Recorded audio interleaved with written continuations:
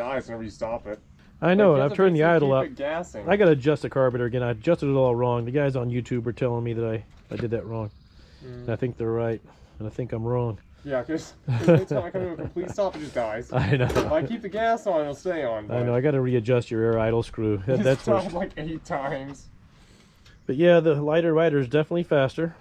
Hell yeah. And Screw your physics. I think it's because I've built these things to go so fast that we're going beyond Newtonian physics. We're going into the realm of quantum physics. Newtonian physics isn't even right anyways. I know, Einsteinian physics. We're getting like near...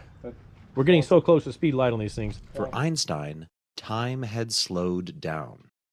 This thought blew his mind. Einstein concluded that the faster you move through space, the slower you move through time. That quantum physics only apply to these bikes. Or it could be that more weight does equal more drag on the back tire. That's what I was saying. And the transmissions are CVT driven, so they actually go into a higher gear with you riding it than they do with me riding it. And that could be the issue. I think that's closer to it. I'm going to go with quantum physics. Google will tell you weight doesn't matter when it comes to top speed, providing we're not, transmission limited or things like that. But weight has, I should say, very little effect, like a 2% effect on top speed. You can't believe anything you hear, believe anything I tell you. They're just ideas. The best we know or the best I know. That's about as good as it gets, because we just don't understand. We all have Newtonian brains. So how the Newtonian brain works, we're doing 60 miles an hour on my mini bike. We drive for 1 hour. Mathematically, I'm gonna go 60 miles, and that's mathematically correct. But you ever notice how nothing ever works out? You don't get there in 1 hour. You torque a head bolt to 13.5 foot-pounds and it breaks. Or you torque it to 17 foot-pounds and it leaks. Things don't work in real life because real life is not working off Newtonian physics. It's working at a quantum level. Hell, at a quantum level, math has to have numbers in there that predict a probability of outcome because they don't know the real outcome. And here's a thought experiment. I'm going 60 miles an hour. But while I'm going 60 miles an hour, I take a ball and I throw it up and down. I throw it up 1 foot and it comes 1 foot back down.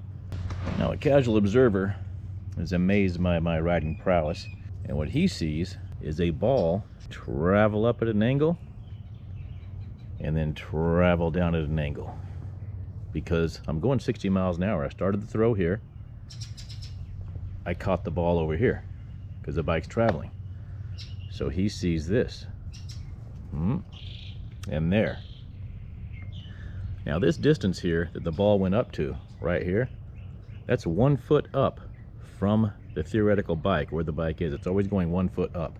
The throw started here, it ended here 1 foot up. So if it's at an angle, it traveled further.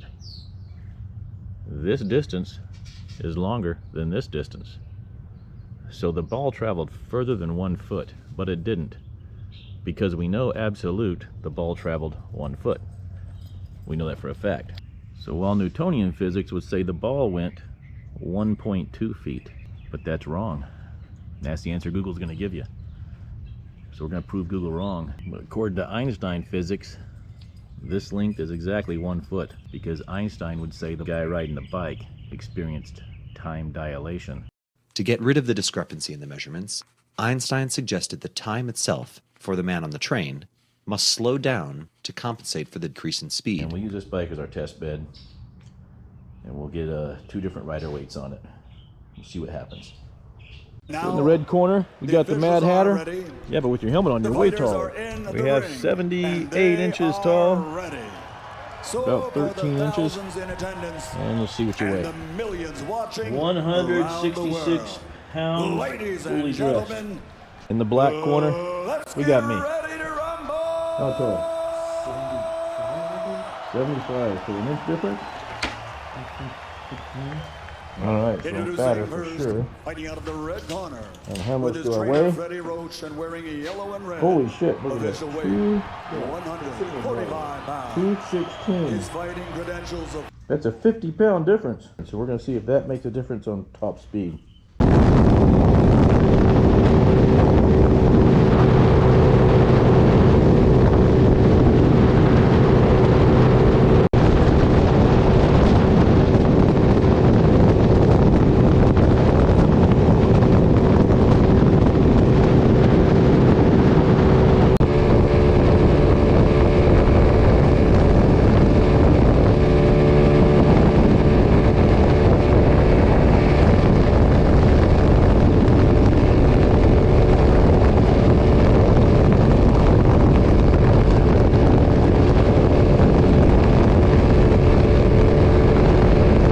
fastest I've been able to go is 65. Yeah, I could only get 60. Yeah, we definitely had a headwind. So, but you still went faster. I think we went so fast though, we entered a different realm. You just don't want to admit that that thing about speed is wrong. No, the whole particle theory and quantum physics happened. Your quantum physics were like from the 1980s. Two different people can have two different solutions for the same problem, and they can both be right. 2 plus 2 divided by 2. There's your answer, 2. That's the Newtonian brain.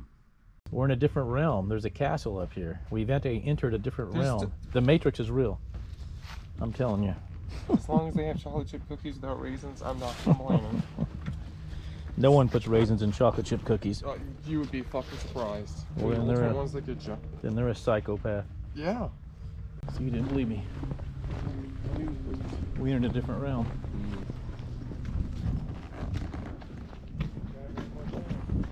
Does it look like a normal place to you? Looks like a tinfoil. It's a tinfoil house. Made by a guy with a tinfoil hat. And they have a ship here you can eat on. The ship is a restaurant. This place is wild. Pretty sure they serve beer here.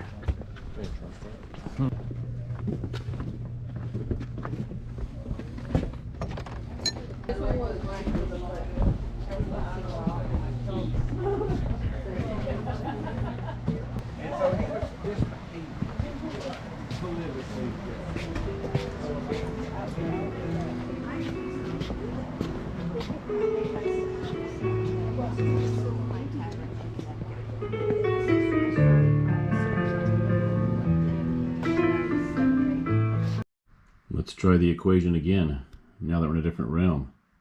2 plus 2 divided by 2 equals what the hell?